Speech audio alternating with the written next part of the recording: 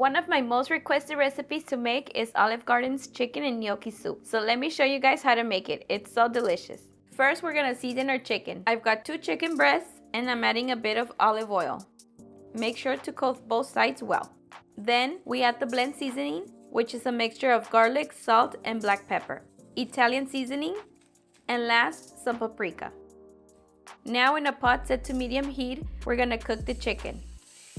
We're gonna be cooking for about 5 minutes on each side.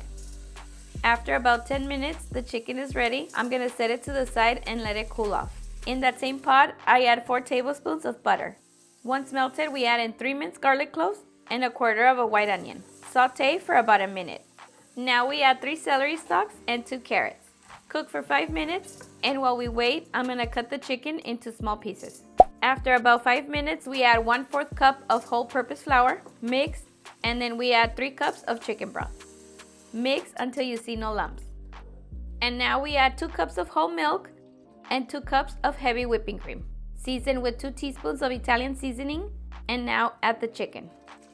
Give it a mix and cook until it boils. It's been 10 minutes and it's now boiling. Now we can add the gnocchi. I'm using 1 pound, along with a handful of spinach or 1.5 cups. Mix it all in, cover it up, and cook for 5 minutes. Our soup is now ready to serve. Honestly, if you've tried this soup at Olive Garden, you're gonna love this recipe.